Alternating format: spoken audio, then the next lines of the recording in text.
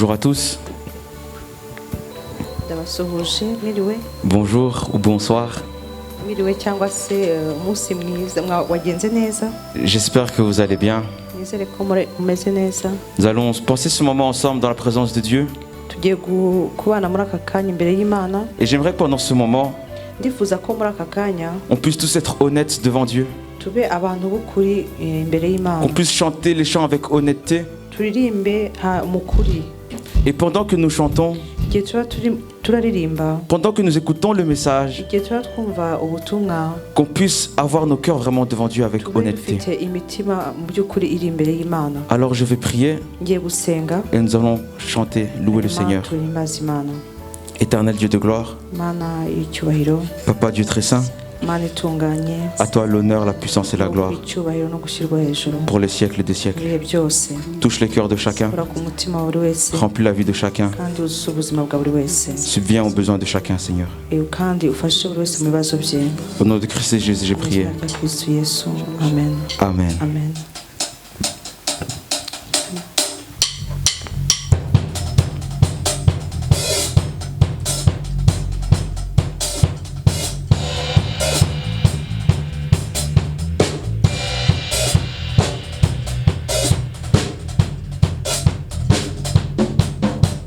Jésus est Seigneur, Jésus est Seigneur, Jésus est Seigneur, Jésus est Seigneur de cette nation. Ensemble, Jésus est Seigneur, Jésus est Seigneur, Jésus est Seigneur, Jésus est Seigneur.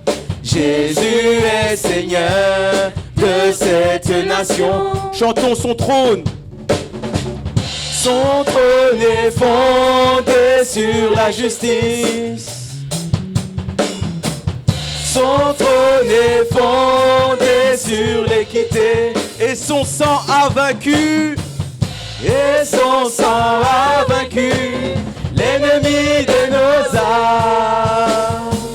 Il est le puissant libérateur. Jésus est Seigneur. Jésus est Seigneur. Lui Jésus. Jésus est Seigneur. Jésus est Seigneur. Jésus est Seigneur de cette nation. Ensemble chantons que Jésus est le Seigneur. Jésus est Seigneur, Seigneur de nos vies. Jésus est Seigneur, Jésus est Seigneur, Jésus est Seigneur de cette nation. Répétons encore que Jésus est Seigneur. Jésus est Seigneur, Jésus est Seigneur, Jésus est Seigneur. Jésus est Seigneur de cette nation. Chantons son trône. Son trône est fondé sur la justice. Son trône est fondé sur l'équité. Son trône est fondé sur l'équité. Et son sang a vaincu l'ennemi de nos âmes. Et son sang a vaincu l'ennemi de nos âmes. Il est le puissant libérateur. Jésus est Seigneur. Jésus est Seigneur. Jésus est Seigneur. Jésus est Seigneur. Jésus est Seigneur de cette nation. Une dernière fois, Jésus est Seigneur. Jésus est Seigneur. Jésus est Seigneur. Jésus est Seigneur. Jésus est Seigneur de cette nation. Élève ta voix et loue Jésus. Il est Seigneur. Est-il Seigneur de ta vie? Est-il Seigneur de ta vie? Pendant que tu lui parles, sois honnête devant lui. Nous allons chanter que Jésus règne au-dessus de tout. Que c'est lui qui est au-dessus de toute la création. Qu'il a été crucifié. Lui qui était au-dessus de tout. Il a été crucifié. Il s'est humilié pour que tu aies la vie.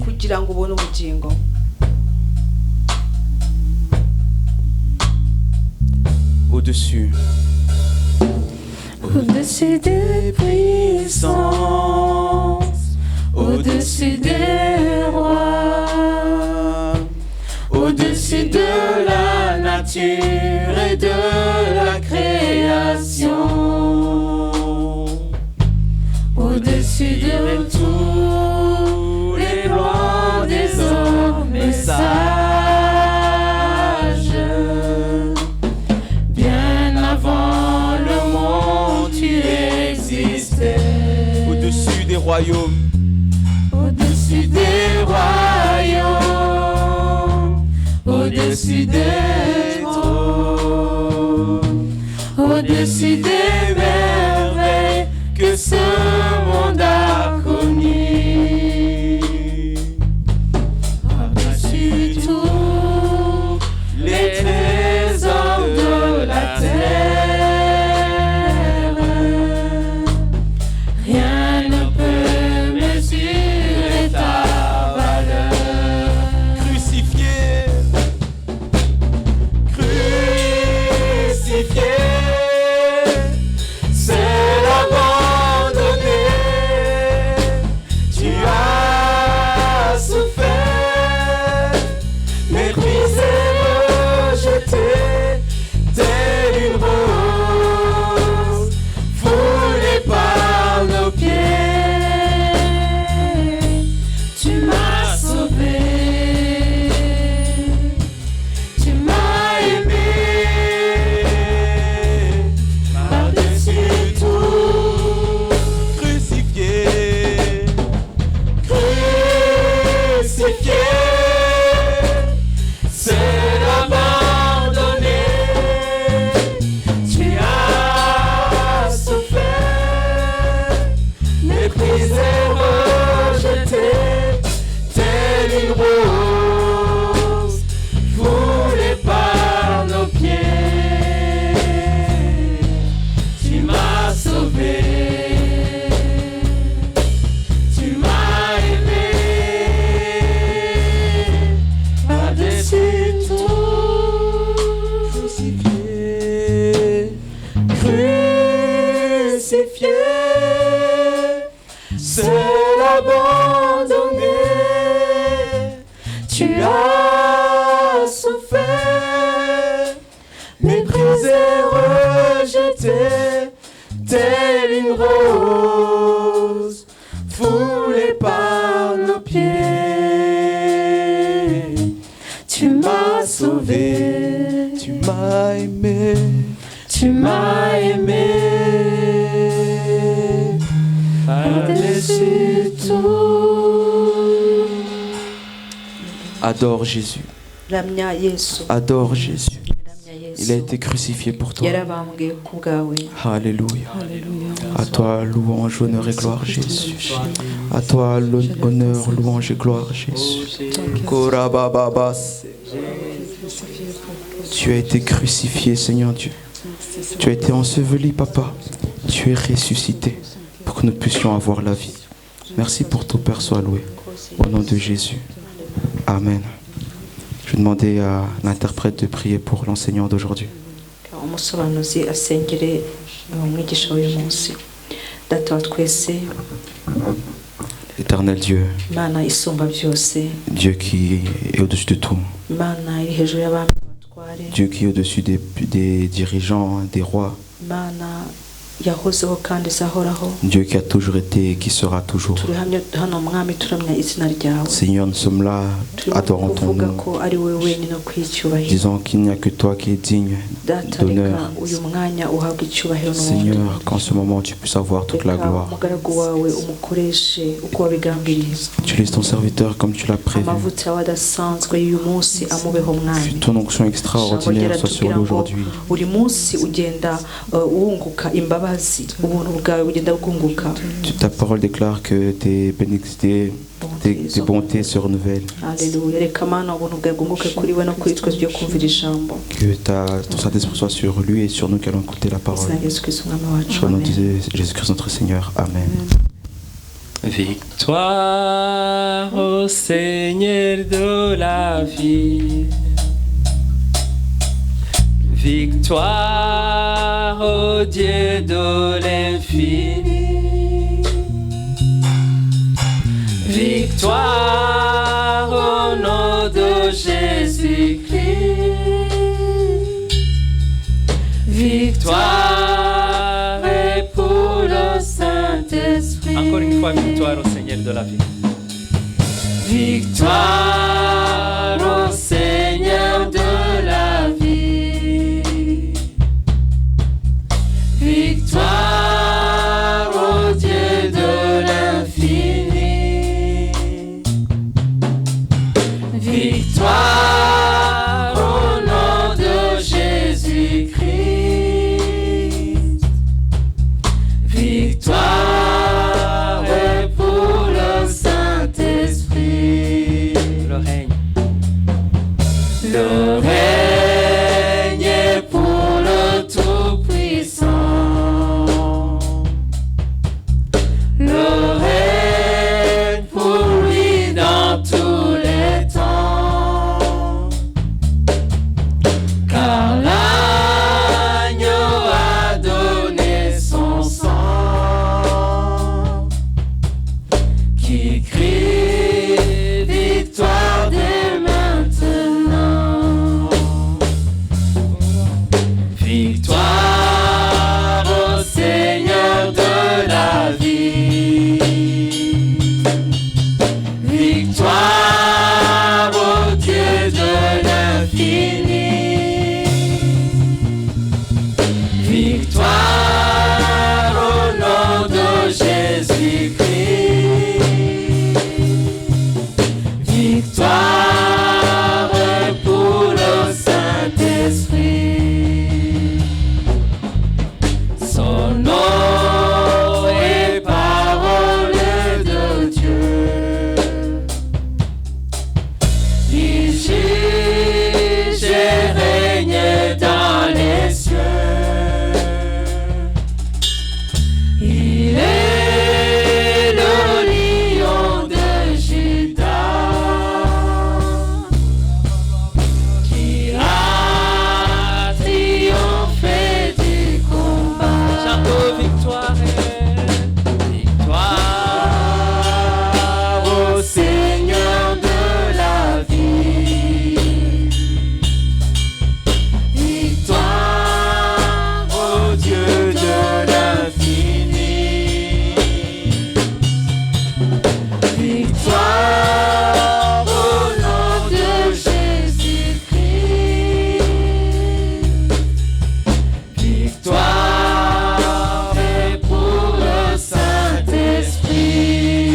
Reka dushime Imana kuko niyo idutsindira. Pour nous rendre grâce, Shima Seigneur, parce que c'est Imana. lui qui est notre victoire. Shima Imana Rends grâce, niyo au Seigneur. iturwanirira C'est lui qui combat pour nous. igatsinda. C'est lui qui gagne pour nous. Haleluya, turagushimiye Imana. Alléluia. Uri ndagushima nta rugamba rukunanira ndirakunda ndagushima urakomeye kurakunda turakubonye mwana kugira duhagurukiye Seigneur, quand nous sommes attaqués, c'est toi, Seigneur, qui gagne notre combat. Seigneur, tu mets en déroute nos ennemis, tu mets en déroute les démons, tu mets en déroute, Seigneur, tous les envoyés du diable, parce que tu es victorieux, tu es victorieux, tu es victorieux. Alléluia, Amen. Alléluia. Abaririmbyi n'abacuranzi barakoze mushobora gusubira mu myanya yanyu. Ndabasuhuje torero ry'Imana. Ndabasuhuje bakunzi b'Imana. Je vous salue les bien-aimés de Dieu. Ndabasuhuje mwebwe mudukurikira kuri YouTube. Tous qui nous suivent sur YouTube. Ari abari hano mu Bubiligi. Que ce soit ceux qui sont ari abari mu Rwanda no mu Burundi no muri Congo. Ari abari mu bihugu by'Uburaya, mu bihugu bya Amerika, muri Aziya, muri Oceania, aho uzumvira iri jambo, ndagusuhuje mu izina rya Yesu Kristo umwami wacu. Haleluya. Ndizera ko abo mwese muri amahoro kandi ko Imana ikomeje kubagirira neza. Dukomeje kuba muri ibi bihe bya confinement, ariko turi kumwe na Yesu. Haleluya. Ijambo Imana yashyize ku mutima wanjye kuri uyu munsi ni ijambo rivuga ngo Imana ntikinishwa. C'est une parole qui dit que Dieu, on ne peut pas jouer avec Dieu ou on ne peut pas se moquer de Dieu. On ne peut pas jouer avec Dieu. On ne peut pas se moquer de Dieu. Lisons la parole de Dieu en Galates, chapitre 6, au verset 7. Galates, chapitre 6, verset 7. Imana ntinegurizwa izuru, kuko ibyo umuntu abiba ari byo azasarura. Amen. Ne vous y trompez pas, on ne se moque pas de Dieu. Ce qu'un homme aura semé, il le moissonnera aussi. Ngo ntimuyobe. Ne vous y trompez pas. Paul a écrit aux Galates en leur disant, ne vous trompez pas du chemin. Dieu, on ne peut pas se moquer de Dieu. Parce que ce qu'on sème, c'est ce qu'on va moissonner. Chez les frères et sœurs, notre Dieu, c'est un Dieu à respecter. C'est un Dieu à craindre. Comme je le dis souvent, et Dieu n'est pas notre tonton. Parce que le tonton ou la tante d'une personne, ou l'oncle ou le on peut jouer ou bien on peut s'approcher comme on veut. Je pourrais dire en Kinyarwanda la grand-mère d'une personne. Même ici en Europe c'est pareil. Quand tu allais chez la grand-mère ou ton grand-père, tu allais et tu pouvais faire ce que tu voulais. Il n'y a plus de regard correcteur des parents.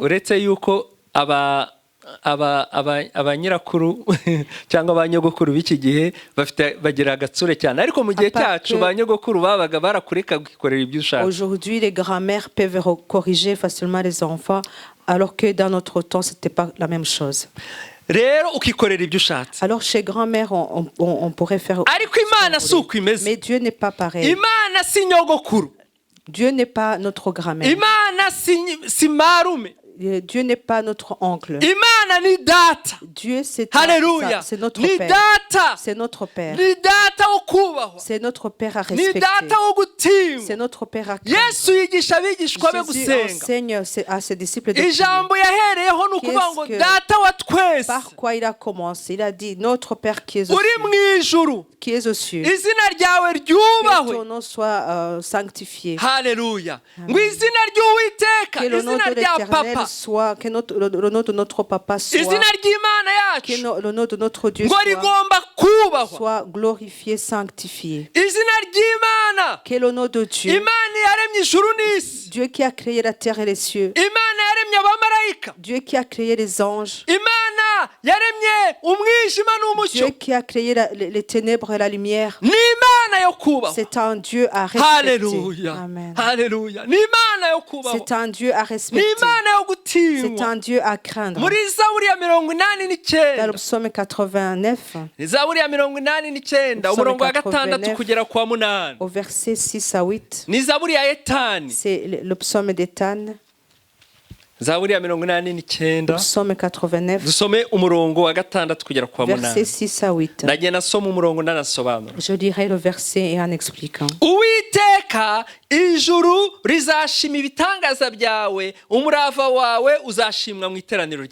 Les cieux célèbrent tes merveilles, ô Éternel, et ta fidélité dans l'assemblée des saints. Quand les cieux voient la grandeur de Dieu, quand les cieux voient ce que Dieu fait, ils rendent grâce. Alléluia. Ni ngombwa ko tumenya gushima ibitangaza by'Imana. De rendre grâce pour tout ce que Dieu fait. Iyo dushimye ibitangaza by'Imana, lorsque nous rendons grâce pour les miracles que Dieu fait, pour tout ce qu'il fait pour nous, Imana irishima. Dieu se réjouit. Satani agahunga. Et Satan s'en fout. Rappelez-vous que la parole de Dieu dit qu'ils ont vaincu par leur témoignage. Alléluia. Amen. Toi-même tu es un miracle de Dieu. Moi-même je suis un miracle de Dieu. Et ce Dieu est un Dieu fidèle. Parce que ce qu'il dit, il les accomplit. C'est pour cela que quand les saints se réunissent, ils louent le Seigneur pour sa fidélité. Alléluia. Dans ce mois de décembre, nous aurons le temps de rendre grâce à Dieu pour son zèle. Amen. Amen. Le verset 7.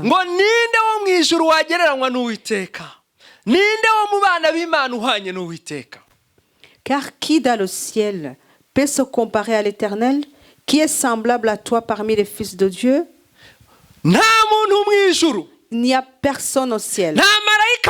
Il n'y a pas d'ange au ciel. Il n'y a pas d'être au ciel. Il n'y a pas de vieillard au ciel qui peut être comparé à Dieu. Alléluia.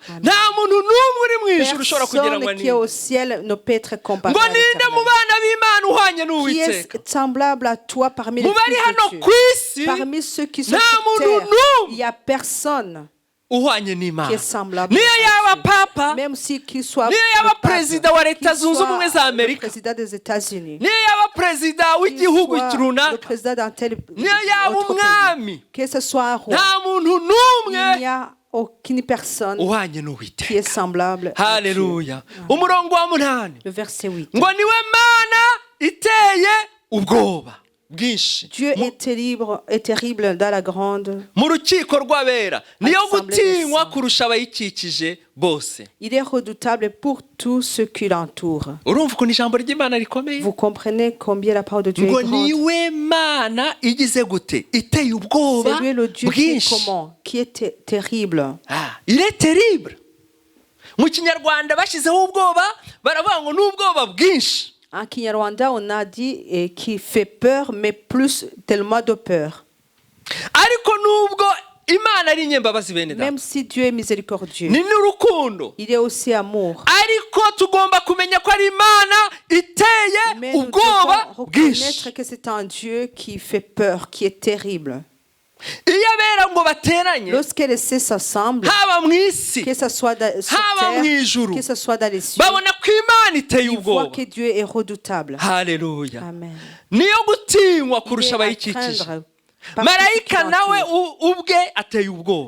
Même l'ange de l'Éternel fait peur. Imaginez-vous que quand, même si l'ange fait peur, alors quand il voit l'Éternel, il le voit aussi redoutable. Il y a une maman que j'ai entendue cette semaine. Et elle a donné le témoignage comment il a été amené vers le ciel. Alors elle a vu les 4 êtres. C'était des êtres avec beaucoup de lumière. Mais derrière eux, ou devant eux, là où ils étaient, il y avait tellement de lumière. La lumière tellement que tu ne peux pas voir la personne qui est au milieu de la lumière. Parce qu'il y avait Dieu. Souvent nous prenons Dieu d'un seul côté. Parce que Dieu est miséricordieux. Parce qu'il est tellement amour. Et souvent nous nous appuyons sur cette face de Dieu seulement. Prendre seulement la face là, cela nous pousse à être dans le péché comme nous voulons. Et cela nous pousse à faire tout ce que nous voulons. Et nous oublions le fait que Dieu est tellement redoutable. Et c'est ce qui est dans ces pays européens. Quand tu vois l'histoire de ces pays, ils ont vraiment aimé Dieu. Il y avait même des combats où les gens mouraient à cause de Dieu. Mais petit à petit, ils se sont habitués de Dieu. Tellement qu'aujourd'hui, leurs petits-fils, ils n'acceptent même pas que Dieu existe. C'est peu qui croient que Dieu existe. Quand tu n'acceptes plus Dieu, que tu ne crois pas que c'est un Dieu qui peut punir, que tu ne penses pas que c'est un Dieu terrible, tu te décourages devant lui. Alors tu commences à faire ce que tu veux. Ce que j'aimerais surtout souligner, c'est que maintenant même dans nos églises, que ce soit en Belgique, ou dans nos pays d'origine ou dans le monde entier, on trouve que les gens s'habituent tellement de Dieu dans l'église. Alors les gens commencent à faire tout ce qu'ils veulent. On trouve une personne qui fait le péché alors qu'il est dans l'église. On trouve des sorciers mais qui continuent de servir Dieu dans l'église comme si rien n'était. On trouve des pasteurs ou un ancien de l'église, un évangéliste, un diacre, il est chanteur, il est intercesseur, mais on le trouve dans le péché. Il vient ici devant comme nous y sommes, alors qu'il est dans le péché. Quelqu'un est chrétien, mais il fait ce qu'il veut, comme si Dieu n'était pas là. Mais j'aimerais parler à ceux qui m'entendent. Je vous parle par la parole de Dieu. Par le psaume 50, verset 16 jusqu'à 21.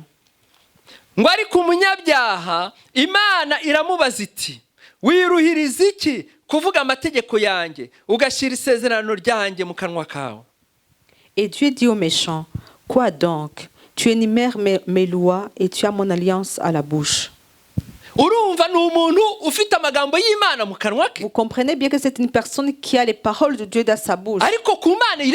Mais par rapport à Dieu, c'est un homme méchant.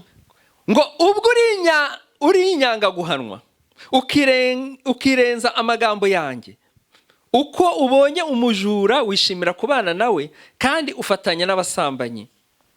Toi qui hais les avis et qui jettes mes paroles derrière toi, si tu vois un voleur, tu te plais avec lui et ta part est avec les adultères. Urumva n'umuntu wishimira kubana n'abanyabyaha. Vous comprenez bien, c'est une personne qui aime bien rester auprès des pécheurs. Ngo ushira ibibi mu kanwa kawe. Qui met les mauvaises choses dans sa bouche. Ururimi rwawe rukarema uburiganya. Tes paroles créent le mensonge. Wicara uvuga nabi mwene so. Tu parles de l'autre méchamment. Ubeshyera mwene nyoko. Et tu médis ton frère. Ngo ari kumva ku murongo wa 21. Écoutez au verset 21. Ngo ibyo urabikora nka kwihorera. Ukibwira yuko mpanywe nawe rwose ariko nzaguhana mbishyire imbere y'amaso yawe uko bikurikirana. Amen. Voilà ce que tu as fait et je me suis tu. Tu t'es imaginé que je te ressemblais, mais je vais te reprendre et tout mettre sous tes yeux. Ngo ibyo urabikora. Voilà, tu fais tout ce et que tu crois que Dieu ne te voit pas. Tu viens, tu fais ce que tu veux. Tu danses à l'église. Tu chantes à l'église. Tu prêches à l'église. Après, tu vas chercher les féticheurs. Ou tu vas fréquenter les adultères. Après, tu vas fréquenter les voleurs. Après, tu vas parler mal des gens. Et là Dieu ne dit rien. Alors tu vas croire que Dieu c'est ton copain. Dieu ne me fera rien. Mais attends bien ce qu'il a dit. Tu t'imagines que je te ressemblais. Mais nous avons vu que qu'il n'y a personne qui est comparable à Dieu. Que Dieu nous fasse grâce. Mais quand on commence à parler et on y ajoute le mais, ça veut dire que la situation va changer. Je vais te reprendre et tout mettre sous tes yeux, tel que ça se suit. Tel que ça se suit. Je vais te le montrer et je vais te punir. Prenons un exemple dans la parole de Dieu. Nous allons lire Jérémie chapitre 28. Nous allons lire ce chapitre en vitesse. Mais c'est un chapitre important, nous allons quand même le lire. cyangwa reka nsome mu Kinyarwanda abafite Bibiliya z'igifaransa bakurikire. Je vais lire en Kinyarwanda, ceux qui ont leur Bible en français vont suivre. Ngo nuko mu mwaka Sedekiya umwami w'Abayuda agitangira kwima mu kwezi kwa gatanu k'umwaka wa kane, Ananiya mwene Azuri umuhanuzi wahoze i Gebewoni ambwirira mu nzu y'Uwiteka imbere y'abatambyi na rubanda rwose ati, uku ni ku Uwiteka Nyiringabo Imana ya Isiraheli ivuze iti, naciye uburetwa bw'umwami w'i Babuloni, imyaka 2 nishira nzagarura aha ibikoreshwa by'inzu y'Uwiteka byose ibyo Nebukadinezari umwami w'i Babuloni yakuye aha akabijyana i Babuloni. Kandi Yekoniya mwene Yehoyakimu umwami w'Ubuyuda n'imbohe zose z'Ubuyuda zajyanywe i Babuloni nzabagarura ahangaha, kuko nzaca uburetwa bw'umwami w'i Babuloni ni ku Uwiteka avuga. Maze umuhanuzi Yeremiya abwira umuhanuzi Hananiya imbere y'abatambyi n'imbere ya rubanda rwose rwari ruhagaze mu nzu y'Uwiteka ati, birakaba Uwiteka azabigenza atyo, Uwiteka asohoze amagambo yawe wahanuye yo kugarura ino ibikoresho by'inzu y'Uwiteka n'abajyanywe i Babuloni ari imbohe. Ariko rero wumve ijambo ngiye kukumvisha wowe na rubanda rwose.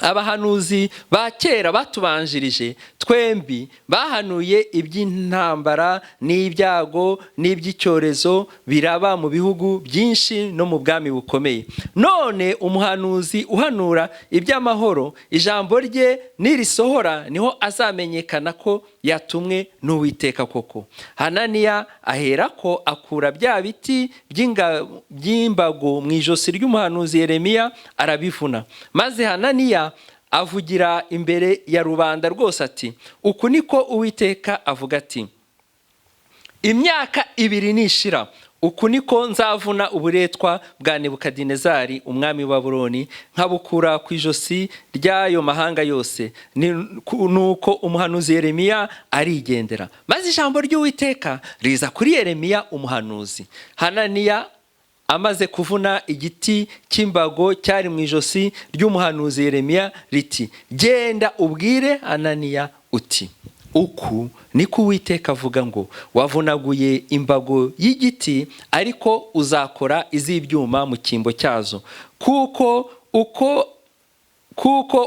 ariko Uwiteka Nyiringabo Imana ya Isiraheli ivuga iti, shize imbago y'icyuma mu majosi y'ayo mahanga yose kugira ngo akorere Nebukadinezari umwami wa Babuloni. Azamukorera kandi muhaye n'inyamaswa zo mu ishyamba. Maze umuhanuzi Yeremiya abwira umuhanuzi Hananiya ati, noneho umva Hananiya, Uwiteka ntabwo yagutumye, ariko wateye ubu bwoko kwiringira ibinyoma. Nicyo gituma Uwiteka avuga ati, dore ngiye kuguca mu gihugu muri uyu mwaka uzawupfamo, kuko wagomeshereje Uwiteka. Nuko muri uwo mwaka mu kwezi kwa 7 Ananiya arapfa. Imana itubabarire. Yeremiya Jérémie, ni umuhanuzi ukomeye. c'est un grand prophète. Yari yarahanuye yuko abayisiraheli bazajyanwa i Babuloni. Il avait prophétisé que les Israélites allaient être déportés à Kandi ko bazamarayo imyaka 70. et qu'ils allaient y passer 70 ans. Igihe cyarageze barajyanwa, bagiye bajyanwa mu bice. Il est arrivé le moment où ils ont été déportés en plusieurs périodes. Ibyo narabibigishije. Cela, je voulais déjà enseigner. Yeremiya n'ubundi ahanura ko bagomba kwirinda abahanuzi b'ibinyoma. Jérémie a encore prophétisé qu'il fallait se garder des faux prophètes. Ibyo yabihanuye mu gice cya 27. Cela, il a prophétisé dans le chapitre 27. Ku murongo wa 14 kugera ku murongo wa 14 aravuga ngo kandi ngo ntimukumvire amagambo y'abahanuzi bababwira ngo ntabwo muzakorera umwami w'i Babuloni kuko ibyo bahanura ari ibinyoma. Au verset 14 du chapitre 27, n'écoutez pas les paroles des prophètes qui vous disent vous ne serez point servis au roi de Babylone, car c'est le mensonge qui vous prophétise. Aravuga kandi arakomeza avuga ku murongo wa 15 ngo kandi ntabatumye. Au verset 15, je ne les ai point envoyés, dit l'Éternel. Ngo ahubwo bahanura ibinyoma. Il prophétise le mensonge à mon nom. Kugira ngo mbirukane ngo mupfe mwe n'abahanuzi babahanurira. Niko Iteka avuga. Je vous chasse et que vous périssiez, vous et les prophètes qui vous prophétisent. Jérémie avait prévenu le peuple en disant faites attention.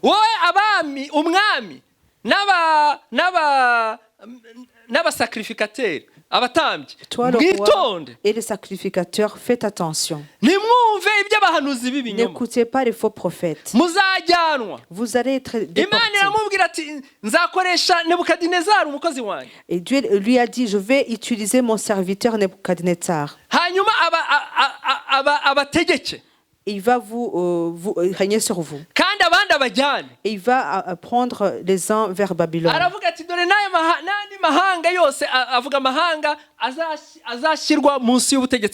Dieu a même énuméré d'autres nations qui allaient être asservies au roi de Nebuchadnezzar, plutôt au roi Nebuchadnezzar. Et Dieu lui a même dit, prends un joug, mets-le sur ton cou.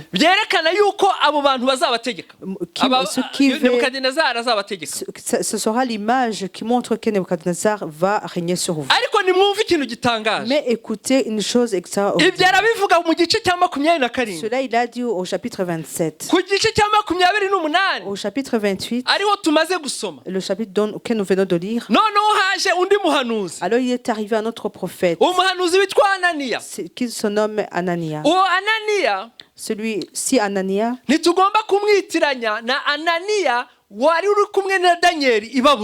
ne devons pas le confondre avec Anania qui était avec Daniel à Babylone.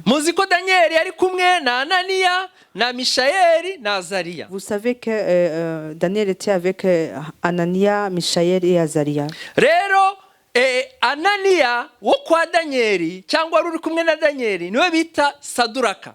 Anania qui était avec Daniel à Babylone, celui qu'on nomme Shadrach.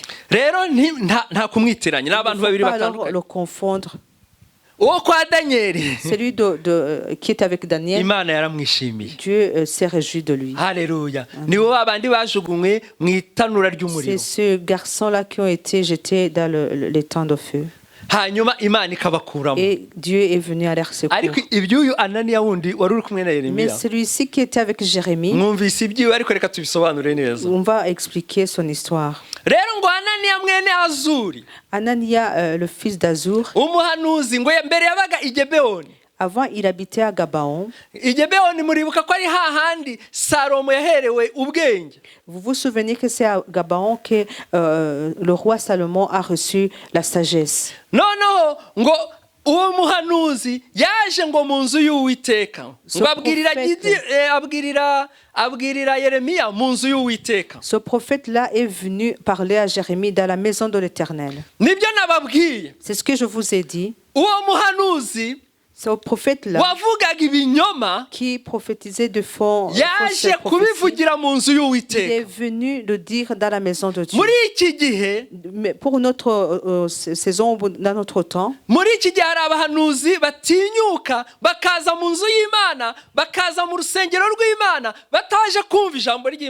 il y a des prophètes dans notre temps qui osent venir prophétiser de fausses prophéties dans la maison de l'Éternel.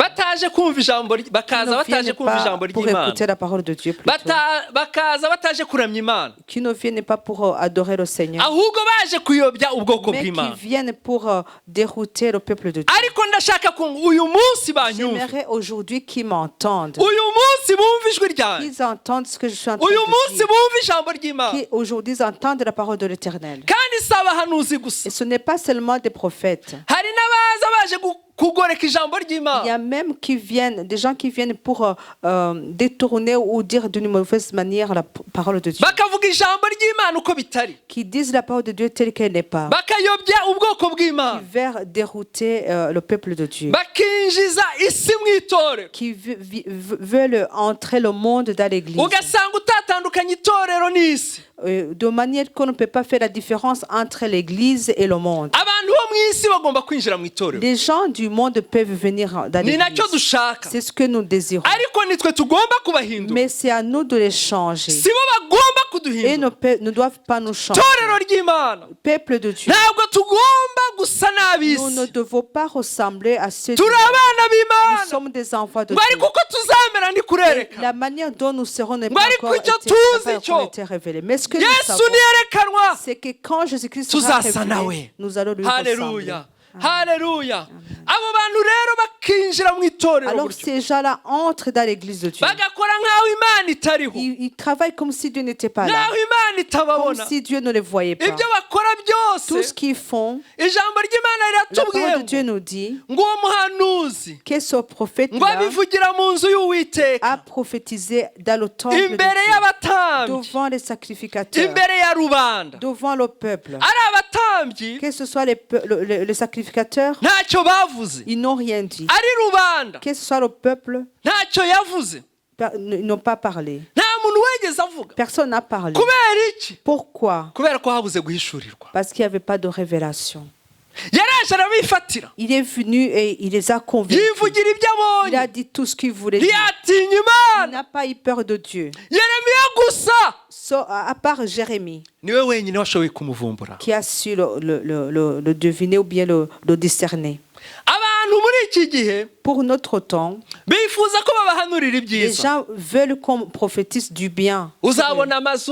Tu auras des maisons, tu auras des voitures. C'est bien que Dieu soit loué pour ça. Mais les gens ne veulent pas écouter quand on leur dit qu'ils sont dans le péché.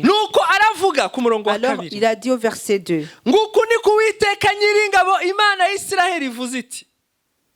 ainsi parle l'Éternel des armées, le Dieu d'Israël. Je brise le joug du roi de Babylone. Il a osé mentir pour Dieu. Il a osé. Il avait 10 kilos. Il a osé en disant, ainsi parle l'Éternel des armées. C'est ainsi que le Dieu d'Israël dit. Il a parlé de mensonges. Dieu a dit, ayez peur de mon nom, craignez mon nom. Mais ici il a osé. Il n'a pas eu peur de Dieu. Notre Dieu, notre Dieu existe. Même si nous ne le voyons pas, Dieu existe. Alors lui il a pensé que Dieu n'existe pas. Alors, même s'il était un prophète, s'il n'était pas un prophète, on ne l'aurait pas reconnu. Mais il a osé dire Dieu a parlé alors qu'il n'avait pas parlé. Il a pensé que Dieu n'existait pas. Il s'est dit, je vais dire tout ce que je veux. Même si Dieu ne le voit pas, C'est comme le vent. Umuyaga ntitubona. Le vent nous ne le Ariko se voyons pas. ntitujya tubona amazu yasenyutse. Mais nous voyons souvent des maisons qui sont détruites par Ibiti le vent. byaguye. Ou les arbres Ukabona tombés. igiti kiri kwigira gutya. Tu vois l'arbre qui se Ukabona penche kijyanye hano. et qui revient Kandi de utari l'autre kubona côté. umuyaga. Même si tu ne vois pas le vent. N'Imana nuko. Dieu est ainsi également. Aratinyuka. Alors là, il a osé. Aravuga ngo Imana ngo iciye Il a dit uburetwa. que Dieu brise le joug. Ngo irabuciye. Que Dieu brise le joug. Ngo iciye uburetwa bw'umwami w'i Babuloni. Que Dieu brise le joug du roi de Babylone. Ngo nyuma y'imyaka ibiri. Encore 2 ans. Ngo mu myaka ibiri gusa. En disant dans 2 ans seulement. Ngo ibyo Nebukadineza yajyanye ngo bizagaruka. Uwiteka arabigaruka. Dieu va faire revenir ce que le roi Nebuchadnezzar avait pris. Ngo imbohe zajyanywe. Que les prisonniers qui ont été pris. Ngo arazigaruye. Qui va les ramener. Abeshera Imana ku Il a manywa y'ihangu. osé vraiment mentir contre Dieu. Kandi Imana ntiyamutumye. En plein jour alors que Dieu ne l'avait pas envoyé. Ari guhanura ibyo yishakiye. Il est en train de prophétiser tout ce qu'il veut. Ku murongo wa 10. Au verset 10. Ngo Ananiya ngo ahera ko akura bya biti by'imbago mu ijosi ry'umuhanuzi Yeremiya. Alors Anania le prophète enleva le joug de dessus le cou de Jérémie. Arabivunagura. Alors il les a brisés. Ibyo biti nimuza gusoma ku gice cya 27. Si vous lisez bien le chapitre 27. Ni Imana yari yabwiye Yeremiya ngo abishire mu ijosi. C'est Dieu lui-même qui avait demandé à Jérémie de mettre le joug sur yerekana ubwo buretwa nyine. Pour montrer l'image de cet esclavage. Ari wa muhanuzi. Alors Ananiya afata ibiti abikura ku ijosi rya Yeremiya. Le bois là atangira gukora démonstration de Jérémie et il a commencé à faire la démonstration. Imana itamubwiye. Alors que Dieu ne lui avait rien dit. Yeremiya kuko yabonye ko Yeremiya hano yakora démonstration ariko ari Imana yabimubwiye. Alors il avait bien observé que Jérémie avait fait la démonstration mais de la part de Dieu. Alors il a essayé de le faire lui-même aussi. Il a brisé le joug. Arabivunagura. Il a brisé le bois. Maze Ananiya avugira imbere ya rubanda rwose ati. Alors Anani dit en présence de tout le peuple en disant. Nguko niko Uwiteka avuga ati ku murongo wa 11 ngo imyaka ibiri nishira uko niko nzavunagura uburetwa bwa Nebukadinezar. Ainsi parle l'Éternel. C'est ainsi que dans 2 ans, je briserai de dessus le cou de toutes les nations le joug de Nebuchadnezzar, roi de Babylone. Ntabukura ku ijosi ryayo mahanga yose. Et je l'enlèverai de toutes ces nations-là. Ngo Yeremiya abyumvise. Quand Jérémie entendit cela, aragenda. Il s'est en allé. Il était dépassé. Il était dépassé. Ngo bene data. Chers frères et ibyo sœurs, umuntu akora byose. Tout ce que chacun de nous fait, Imana itamutumye. Alors que Dieu ne lui a pas envoyé, azabibazwa. Il lui sera demandé. Icyo ni ikintu twese tugomba kumenya. C'est une chose que nous devons, sur laquelle nous devons faire attention. Tugomba kucyitaho, kucyitondera. Nous y attarder. Ibintu byose ukora mu izina ry'Uwiteka. Tout ce que tu fais au nom de Dieu. Ibintu nkora byose mu izina ry'Uwiteka. Tout ce que je fais au nom de Dieu. Ibintu byose mvuga mu izina ry'Uwiteka. Tout ce que je dis au nom de Dieu. Imana itantumye. Alors que Dieu ne m'a pas envoyé. Imana itagutumye. Alors que Dieu ne t'a pas envoyé, tuzabibazwa. Il nous sera demandé. Ngo ibyo umuntu abiba. Tout ce que nous semons, nibyo umuntu azasarura. Et c'est ce que nous allons récolter. Yeremiya yarabyumvise. Jérémie a entendu cette prophétie. Tekereza ariko muri kumva ko ari muri yanzu y'Imana Imana ibamo. Vous comprenez bien que c'est dans le temple de Dieu où réside le Seigneur. Yeremiya yarabyumvise aragenda. Jérémie a entendu cela, il s'est en allé. Maze ku murongo wa 12 aravuga. Au verset 12, il est dit. Ngo maze ijambo ry'Uwiteka riza kuri Yeremiya. Après qu'Anania le prophète ait brisé le joug de dessus le cou de Jérémie, le prophète. Umurongo wa 12 28. Oui, le prophète. Umuhanuzi Anania amaze kuvunagura igiti cyari mu ijosi ry'uwo muhanuzi. Yeremiya ijambo riza kuri Yeremiya riti. Genda ubwire Anania. Après qu'Anania le prophète ait brisé le joug de dessus le cou de Jérémie le prophète, la parole de l'Éternel fut adressée à Jérémie en ces mots. Uku niko Uwiteka avuga ati wavunaguye imbago y'igiti ariko uzakora iz'ibyuma mu kimbo cyazo. Va et dis à Ananias, ainsi parle l'Éternel, tu as brisé un joug de bois et tu auras à sa place un joug de fer. Vous comprenez bien ce que Dieu lui a dit. Tu as joué et tu t'es moqué de ce que j'ai donné à Jérémie. Tu as pris ce qui était du bois. Tu les as brisés. Moi, j'avais mis un joug de bois. Maintenant, je mets à sa place un joug de fer. Au verset 14. kuko uko ari kuwiteka nyiri ingabo Imana ya Isiraheli ivuze iti shize imbago y'icyuma mu majosi y'ayo mahanga yose kugira ngo akorere Nebukadinezari umwami wa Babuloni azamukorera kandi muhaye n'inyamaswa zo mu ishyamba.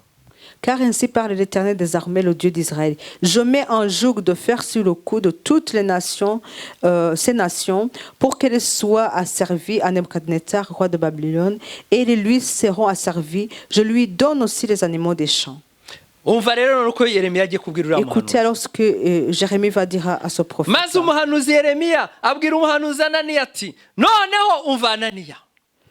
Et Jérémie le prophète dit à Ananias le prophète, écoute Anania. L'Éternel ne t'a point envoyé. Dans ces moments, nous avons besoin du don de discernement. Pour que quand quelqu'un va prophétiser sans qu'il soit envoyé par Dieu, que nous puissions lui dire que ce n'est pas Dieu qui l'a envoyé. La parole que nous avons parlé, tu fais tout cela sous mes yeux. Dieu a laissé Anania prophétiser. Il a touché dans le preneur de ses yeux. Il a pris Dieu comme quelqu'un de simple. Il a fait des actes de prophétie mensongère. Mais le temps arrive parce que Dieu aime son peuple. Il lui a averti. Jérémie lui a dit, ce n'est point Dieu qui t'a envoyé. Il est possible qu'il aurait peut-être entendu la voix du diable. Mais Dieu, c'est un Dieu miséricordieux. L'Éternel lui a dit, ce n'est pas moi qui t'ai envoyé.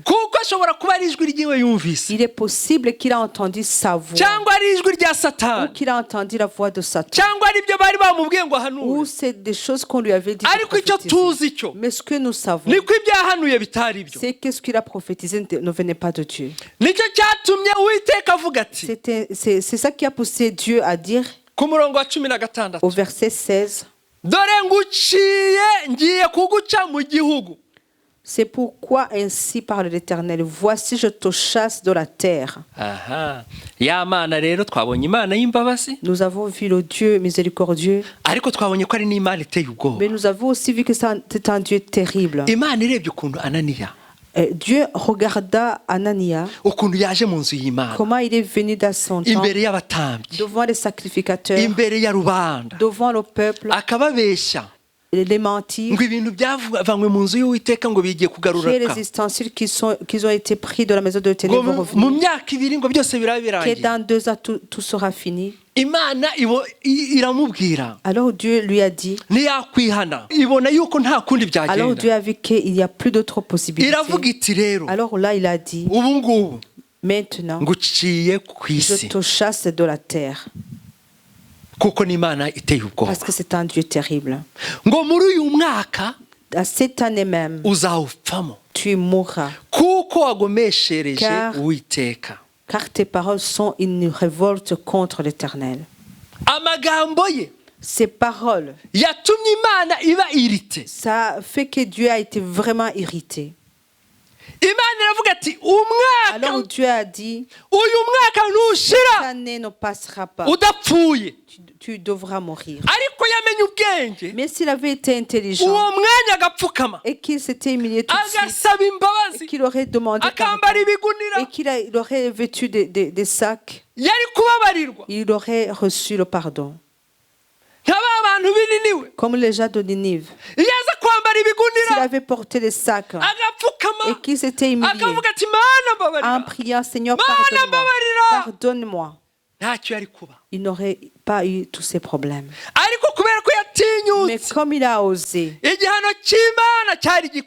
la punition de Dieu était irrévocable.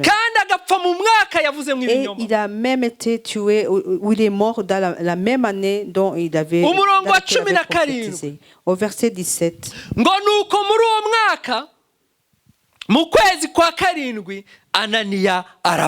Et Anania, le prophète, mourut cette année-là, dans le 7e mois. Si vous avez bien suivi ce que j'ai lu, il a prophétisé au mois de mai. Il est mort au mois de juillet. 2 mois seulement. Dans 2 mois seulement. Chers frères et sœurs, Dieu n'est pas un Dieu avec qui on peut jouer. Tu peux te dire que tu peux te moquer de lui. Tu peux dire ça, c'est des choses de l'Ancien Testament, pasteur. Oui, c'est vrai, c'est des choses de l'Ancien Testament. Mais Jésus n'était pas encore venu. Tu peux dire que nous sommes dans le temps de grâce. Depuis que Jésus a été crucifié jusqu'aujourd'hui, nous sommes dans le temps de grâce. Dieu ne peut pas tuer quelqu'un comme ça. Là, tu te trompes. Mais rappelez-vous d'Anania et Saphira. Ananias et Saphira, c'est des personnes du temps après la mort de Jésus-Christ. Alors au temps où Jésus-Christ était assis sur le trône à la droite du Père, là où il prie pour nous. Mais Ananias et Saphira, ils ont pris Dieu à la légère comme Anania. Ils ont menti aussi dans le temple de Dieu. Dans le temple de Dieu. Je le répète, dans le temple de Dieu. Ils ont menti. Alors Dieu les a punis. Ils ont été tués au moment même. Anania du temps de Jérémie, Dieu lui a donné 2 mois. Saphira et Ananias, eux, ils ont été tués tous. Et dans le temps de grâce, ce que je veux dire, c'est quoi? J'aimerais te parler, toi qui si tu sais bien que tu es dans le mauvais et que tu te dis, tu te trompes, et que tu viens dans la 2 mois seulement. 2 mois seulement. 2 mois seulement. Anania, il est mort. 2 mois seulement. 2 mois seulement. Entends très bien. Notre Dieu, c'est pas un Dieu avec qui on peut jouer. Notre Dieu, c'est un Dieu à qui joue avec autre chose. Tu peux jouer avec tes enfants. Tu peux jouer avec ta femme ou ton mari. Tu peux jouer avec tes cousins. Mais ne joue pas avec Dieu. Dans 2 mois seulement, il a été tué. Parce que la parole de Dieu, ce que Dieu dit, il accomplit. Que Dieu nous pardonne. Notre Dieu est un Dieu à craindre. Alléluia. Amen. Que Dieu nous pardonne. Nous allons prier le Seigneur. Nous allons prier. Je vais demander à Aimé de prier, qu'il entend bien ce que je vais énumérer. Je vais demander aussi à Christine de prier. turasenga twese abari kunyumva tous qui m'entendent. Ariko emaze kuzamura ijwi. Mais Aimé va élever sa voix. Dusaba Imana imbabazi. Nous allons demander à Dieu pardon. Igihe cyose pour toutes les fois twayimenyereye que nous sommes habitués de lui. Kumenyera Imana. S'habituer de Dieu. Kubera yuko tuza mu rusengero. Parce que nous venons à l'église. Tuhora tuvuga Imana. Nous parlons de Dieu tous les jours. Tukageraho tukayimenya. Et après on s'habitue tellement à lui.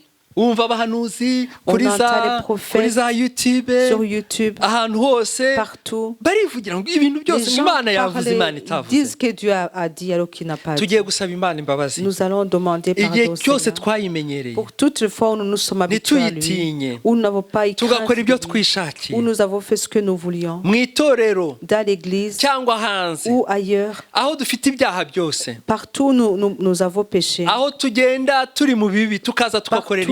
nous partons et nous faisons le mal et nous revenons servir le Seigneur, et nous mentons aux gens que nous servons le Seigneur, alors que nous mettons souvent dans le péché. Et on trouve que dans nos foyers, il n'y a pas de paix. Tu trouves un homme, il est pasteur, qu'il est apôtre, qu'il est bishop. Et alors, quand on va voir dans sa famille, on trouve pas la paix, il ne vit pas en paix avec son épouse. Mais il va aller devant les gens. J'aimerais dire à cette personne que toutes ces choses tu les fais, Dieu te regarde. Tu penses que Dieu est comparable à toi, mais il te punira et tu verras ces choses devant toi. Je te conseille de t'humilier devant le Seigneur. Au moment où nous prions, que tu puisses aussi prier, demander pardon au Seigneur. Si quelqu'un a parlé d'une autre, qu'il puisse demander pardon au Seigneur. Alléluia. Alors Aimé va prier. Que Dieu nous pardonne. Là où tu es, tu peux te lever là où tu es. Si tu veux te mettre debout, mais que ton cœur soit humble, s'humilie devant le Seigneur. Que ce soit Hanania, que ce soit Saphira, que ce soit Ananias, il n'y a personne qui a pu demander pardon. Mais si toi tu demandes pardon au Seigneur, il va te pardonner. Alléluia. Amen. Éternel Dieu de gloire, Dieu très saint, regarde nos cœurs à présent. Seigneur, demandons pardon pour toutes les fois où nous avons été dans la compromission, toutes les fois où nous t'avons négligé. Nous sommes venus dans ta maison comme nous le voulions, sans chercher à faire ta volonté. Nous avons dit des choses avec nos bouches, mais nous avons agi de manière différente. Seigneur, pardonne-nous, purifie nos cœurs, humilie nos cœurs, Seigneur. Viens, Seigneur Dieu, nous purifier. Papa, donne-nous de vraiment nous repentir. Que ce soit une repentance réelle, que ce ne soit pas que des paroles.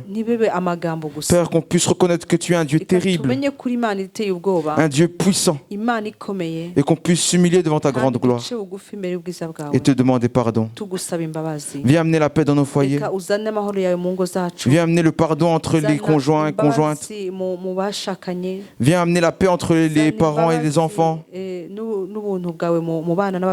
Seigneur, vraiment, nous tous nous humilions devant toi et nous te demandons pardon. Merci pour ta grâce.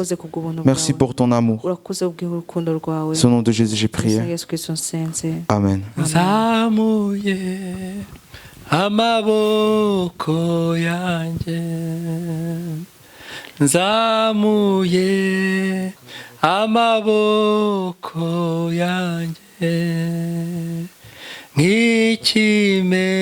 nk'ikimenyetso cyo guca bugufi mwami unyobo turirimbe nzamuye amaboko yanjye mwami nzamuye amaboko yanjye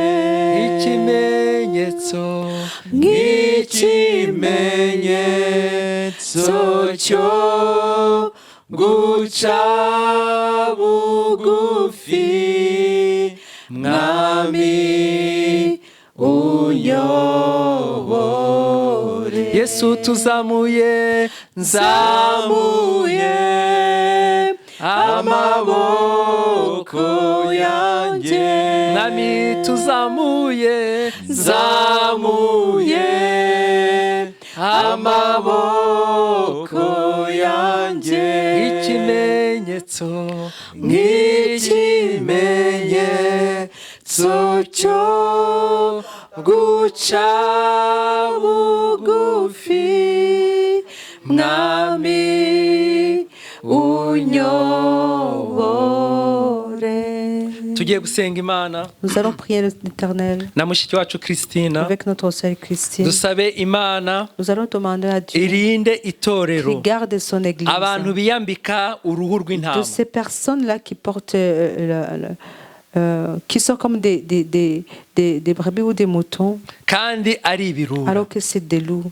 Imana ibambure urwo ruhu Que Dieu rw'intama. puisse enlever ce manteau là de brebis biyambitse qui se sont mis eux-mêmes kugira ngo bihane. pour qu'ils puissent se repentir. Imana irinde itorero Que Dieu garde son église abahanuzi de b'ibinyoma, faux prophètes, abigisha b'ibinyoma, de faux enseignants. abantu bose bagamije kuyobya Toutes ces itorero, personnes qui ont l'envie de dérouter le peuple de Dieu. bagamije kuyobya ubwoko bw'Imana. Toutes ces personnes qui veulent amener loin de Dieu le peuple de Dieu. Imana ishyira uburinzi ku Que itorero. Dieu puisse mettre la protection à son église. Imana ibahe kwihana. Que Dieu leur donne la repentance. abo bakora ibyo ngibyo nk'uko twabisenze, Ces personnes-là qui font du mal. ariko niba batihannye, Et s'ils ne se repentent pas, Imana ibarinde itorero. que Dieu puisse les garder de uyu l'église. Anani Imana yaramubwiye ngo urimo urayobya ubwoko Dieu bw'Imana, a averti Anania en lui disant que tu es en train de détourner mon peuple. urabubeshya. Tu es en train de mentir. à rero mon Imana peuple. iturinde ba Ananiya. Que Dieu nous garde des Ananias. tugiye gusenga Imana na Nous mushiki allons wacu, prier avec notre maze sœur. ashime n'Imana kubwira ijambo Qu'il tumaze kumva. elle puisse rendre grâce au Seigneur pour cette parole. Imana kandi iduhe kwitinya, Et que Dieu nous donne à le craindre. kuko ari Imana iteye Parce que c'est ubwoba. un Dieu terrible.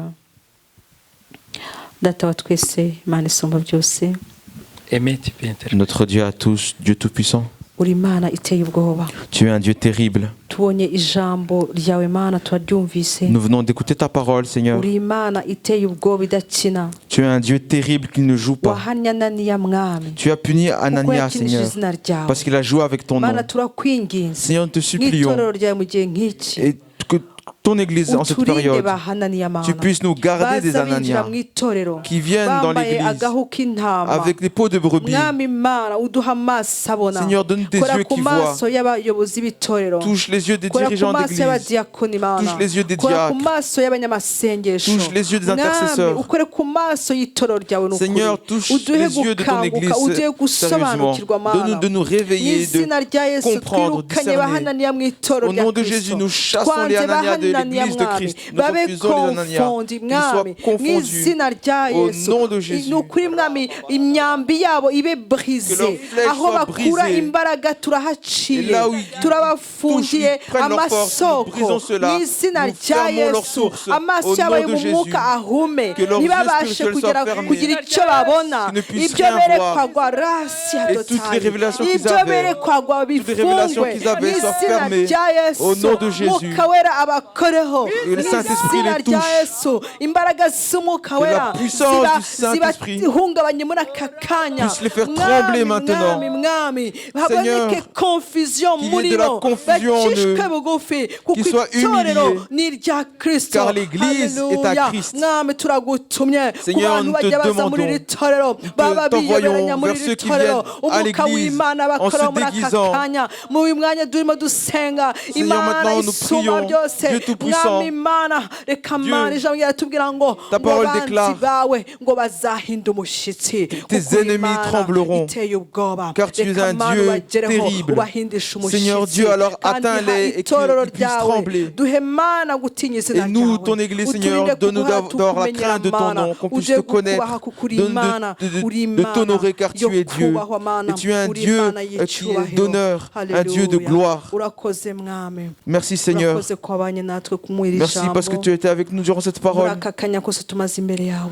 Merci pour toute période qu'on Turagushimye a ko passée ijambo devant toi. ryaje ari iryacu Mana. Te louons parce que cette parole est venue kugira ngo en étant la nôtre. dukangure tube Elle est venue maso. pour nous réveiller, qu'on soit éveillés. Urakoze Mwami kubw'ijambo ryawe. Merci Seigneur pour ta parole. Urakoze kuko umugaragu wawe wakoresheje. Merci pour ton serviteur que tu as Icyubahiro utilisé. cyose n'ikibi cyawe Mwami. Toute la gloire c'est à toi Seigneur, Mu isi no mu ijuru. sur la terre comme au Yesu ciel. Kristo umwami wacu. Amen. À notre Seigneur Jésus-Christ. Amen. Mana ishobora byose, Dieu Tout-Puissant, Nous te louons. Te louons pour tous tes bienfaits. Nous te montrons ton église là où elle est. Que tu puisses la bénir. Bénis ceux avec qui nous avons travaillé en ce soir. Bénis Christine qui a interprété. Et bénis Aimé qui a officié. Bénis Onésimo qui a enregistré.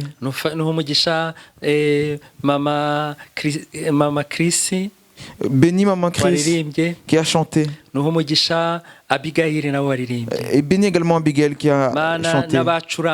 Et les musiciens également. Chris et Kevin. Nous les bénissons également. Chaque membre de l'église là où il est. Et chaque personne qui écoutera ces messages sur YouTube. Nous te demandons ta bénédiction sur lui. Au nom de Jésus. Amen. Amen. Alors, soyez fortifiés, frères et sœurs. Une petite annonce pour ceux avec qui nous prions. Durant ce mois de décembre, comme nous avons l'habitude, nous allons louer Dieu pour ce qu'il a fait pour nous.